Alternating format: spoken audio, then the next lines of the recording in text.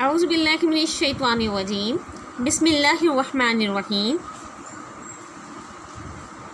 عزیز طلباء و طالبات، السلام علیکم۔ کیسے ہیں آپ سب؟ امید کرتی ہوں کہ آپ سب بالکل خیریت سے ہوں گے، اور خداوند کریم سے دعا ہے کہ اللہ تعالیٰ اس وبا سے آپ سب کو محفوظ رکھے۔ بچوں، آج سے ہماری کلاس کا باقاعدہ آغاز ہو رہا ہے، جس میں ہم لوگ اپنی درسی کتاب کے پہلے سبق کا مطالعہ کریں گے۔ ہماری کتاب کا پہلا سبق ہے حمد، ٹھیک ہے؟ اب ہم کا ہم مطالعہ کریں گے۔ تو سب سے پہلے بیٹا، حمد وہ نظم ہے جو آپ اپنی پہلی جماعت سے لے کر ابھی 8ویں جماعت تک پڑھتے آ رہے ہیں۔ حمد کیا ہے آپ سب سے اچھے سے واقف ہیں، لیکن پھر میں آپ کی یاد دہانی کراتی چلوں کہ حمد وہ نظم ہے جس میں اللہ تعالیٰ کی تعریف توصیف بیان کی جاتی ہے۔ حمد میں رب العالمین کے رحم و کرم، قدرت کے مظاہر اور اس کی کبریائی کا ذکر کیا جاتا ہے۔ بندہ اپنی عاجزی، بے بسی، بے کسی کا اظہار کرتا ہے اور دعائیں مانگتا ہے۔ حمد میں بندہ اللہ تعالیٰ کی یعنی کہ عشق حقیقی کے مضامین کو اجاگر کرتا ہے۔ تو اب ہم چلتے ہیں اپنے حمد کی جانب۔ بچوں، سب سے پہلے یہ جاننا انتہائی ضروری ہے کہ آپ کی درسی کتاب میں جو نظم دی گئی ہے، جو حمد دیا گیا ہے، اس کے شاعر کون ہیں؟ اس حمد کو لکھنے والے مشہور و معروف شاعر ہیں ادیب مالی گانو، ٹھیک ہے؟ ادیب مالی گانو۔ چلتے ہیں اب ہم اپنے بند کی جانب، بند کا مطالعہ کرتے ہیں۔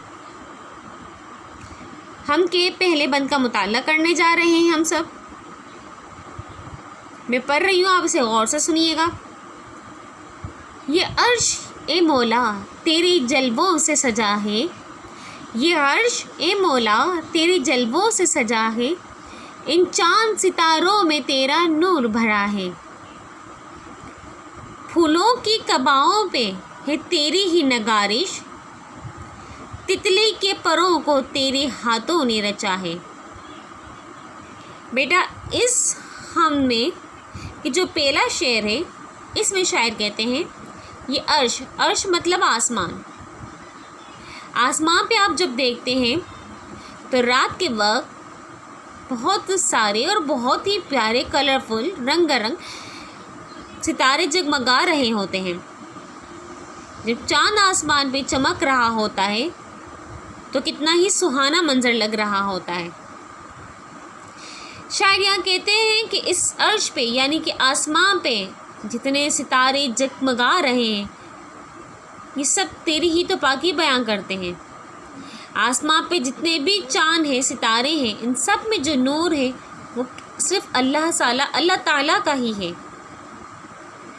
پھولوں کی کباؤں پہ ہے تیری نگارش۔ شاعر کہہ رہے ہیں کہ پھولوں میں جو رنگ برنگی پھول ہمیں یہاں نظر آتے ہیں، اور ہر پھول میں الگ الگ قسم کی خوشبو ہوتی ہے، ان سب کے پھولوں میں رنگ، پھولوں میں خوشبو بڑھنے والی ذات صرف اللہ تعالیٰ کی ہی ہے۔ تتلی کے پروں کو تیرے ہاتھوں نے رچا ہے۔ آپ اگر اکثر باغ میں جب گئے ہوں گے تو وہاں اکثر آپ نے دیکھا ہوگا کہ پھولوں پہ بہت ہی پیاری پیاری تتلیاں اکثر ہمیں بیٹھے ہوئے نظر آتی ہیں، جو رنگ برنگی ہوتی ہے، کلرفل بٹر فلائز ہمیں وہاں پر دیکھنے کے لیے ملتی ہیں۔ یہاں پہ شاعر نے انہی رنگ برنگی پھولوں اور تتلیوں کا ذکر کیا ہے کہ یہ سب صرف اور صرف اللہ تعالیٰ کی پاکی بیان کرتے ہیں۔ کون ہے، کس میں اتنی طاقت ہے جو ان رنگ برنگی پھولوں میں کلر اور خوشبو ڈالے؟ کون ہے جو ان معصوم سی تتلیوں میں رنگ بھر دے؟ اس حمد کے تیسرے شعر میں شاعر کہتے ہیں گلشن کی کیاری تیرے خوشبو سے بھری ہے، گلشن کی کیاری تیرے خوشبو سے بھری ہے، گنچوں کی بناوٹ میں تیرا نقش چھپا ہے۔ گلشن سے مراد بچوں باغ۔ باغ میں آپ نے دیکھا ہوگا جب آپ باغ میں جاتے ہیں تو طرح طرح کی کیاریاں لگی ہوئی ہوتی ہیں جس میں طرح طرح کے پھول سجے ہوئے ہوتے ہیں۔ اس میں جو ابھی میں نے آپ کو بتایا کہ ڈفرینٹ فریگرنس موجود ہوتی ہے، بہت سی ڈفرینٹ مختلف قسم کی خوشبو ہوتی ہے۔ گنچوں سے مراد ہے بچوں پھولوں۔ پھولوں کی بناوٹ میں بھی تیرا نقش چھپا ہے۔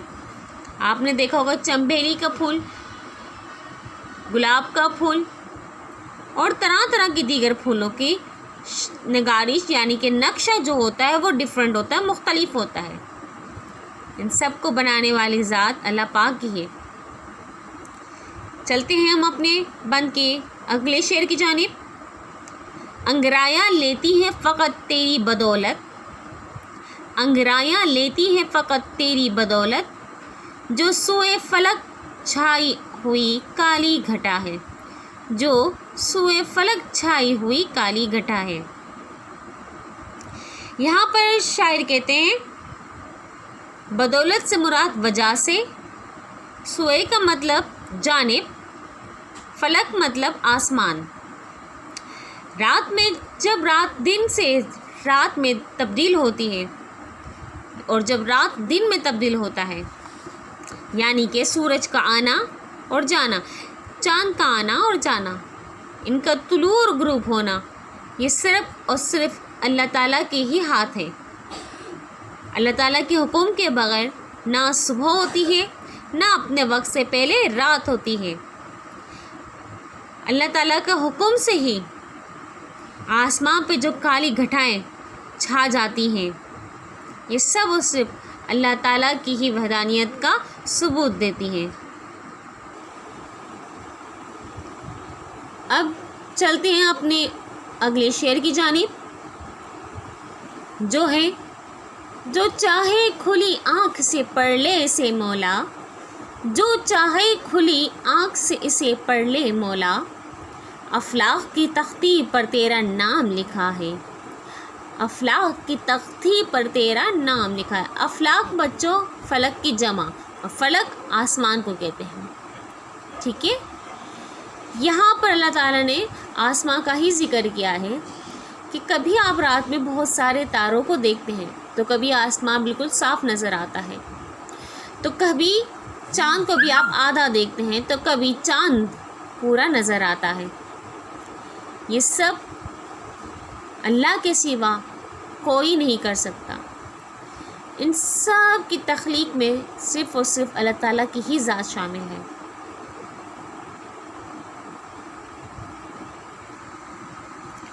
بچوں، آج ہم نے اپنے ہم کی آدھے اشعار کو مطالعہ کیا اور اس کی تشریح پڑھی، ٹھیک ہے۔ بقیہ اشعار کی تشریح اور اس کا مطالعہ ہم اپنی اگلی کلاس میں کریں گے۔ اب میں آپ کو ایک دفعہ پوری ہم دوبارہ سے پڑھ کے سنا دیتی ہوں۔ جس طریقے سے میں آپ کو پڑھ کے سناؤں گی، آپ بھی اپنی آواز میں ریڈنگ کر کے اس کی ہم کی پڑھائی کر کے چھوٹی ویڈیو بنا کے آپ اپنے ٹیچرز کو سینڈ کریں گے تاکہ آپ کی ریڈنگ ہم سن لیں۔ چلیے ابتدا کرتے ہیں۔ حمد۔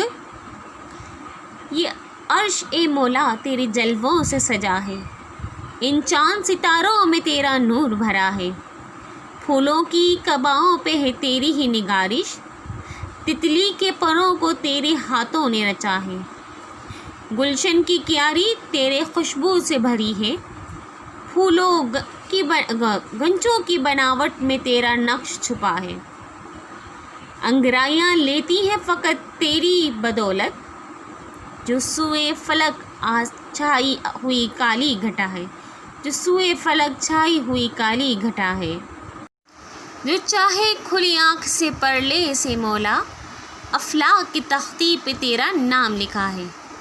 تو بچوں، آج ہم نے آپ کے پہلے سبق جو کہ نظم ہم کیا آدھے اشعار کا مطالعہ کیا اور اس کی تشریح پڑھی۔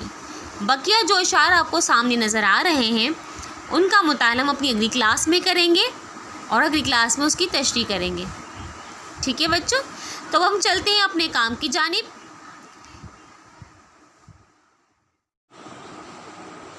تو چلیے بچے چلتے ہیں ہم اپنے کام کی جانب۔ سب سے پہلے آپ کو اپنی اردو کی کاپی میں پہلے صفحے پہ اپنا نام، اپنے والد کا نام، اپنی جماعت اور اپنے اسکول کا نام لکھنا ہے۔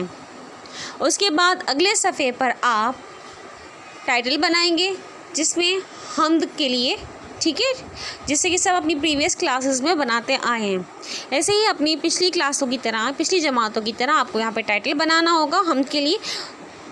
تاریخ مینشن کریں گے، ڈیٹ مینشن کرنا ہے آپ کو، ٹھیک ہے، جس تاریخ کو آپ اپنا کام کر رہے ہیں اس تاریخ کو آپ لکھیں گے۔ اس کے بعد یہاں پہ دیکھیں کہ حمد کی آپ کو تعریف دی گئی ہے، یہ تعریف آپ کو اسی ٹائٹل والے صفحے پہ لکھنی ہے۔ اس کے بعد ہم بک کتاب میں سے دیکھ کر اپنی پوری حمد آپ حمد کی لکھائی اپنی کاپی میں کریں گے۔ پوری حمد لکھنے کے بعد اب اگلے صفحے پہ الفاظ معنی لکھیں گے جو یہاں پر آپ کو دیے گئے ہیں، الفاظ معنی آپ لکھیں گے، ٹھیک ہے۔ اس کے بعد الفاظ جملے آپ بنائیں گے، کچھ الفاظ یہاں دیے گئے ہیں آپ کو ان کے جملے بنانے ہیں۔ پہلا لفظ ہے عرش، تو میں نے اس کا جملہ آپ کو بنا دیا ہے، یہ عرش معلیٰ تیرے جلووں سے سجا ہے۔ اس کے بعد فلک، شمس، صائبہ، گلشن، ان الفاظ کے جملے آپ نے خود بنانے ہیں۔ الفاظ معنی کے بعد آپ لوگ الفاظ جملے لکھیں گے، سب سے پہلے نام، اس کے بعد حمد کا ٹائٹل، اس کے بعد پوری حمد کی لکھائی کرنی ہے، الفاظ معنی اور الفاظ جملے آپ کو لکھنے ہیں۔ بچوں، امید کرتی ہوں کہ آج کی کلاس میں آپ کو جو کچھ پڑھایا سمجھایا گیا ہوگا آپ کو اچھے سے سمجھ آ گیا ہوگا۔ جو کچھ کام اسائنمنٹ آپ کو کرنے کے لیے ملا ہے اسے صفائی کے ساتھ کریے گا، اپنے کیمپس میں آپ جمع کروائیے، اپنی ٹیچرز کو جمع کروائیے یہ کام، ٹھیک ہے۔ اگر کوئی پرابلم ہو رہی ہے، کچھ نہیں سمجھ میں آ رہا ہے تو آپ پوچھ سکتے ہیں۔ آج ہماری کلاس یہیں پر ختم ہوتی ہے، اپنا بہت سارا خیال رکھیے گا بچوں، اللہ حافظ۔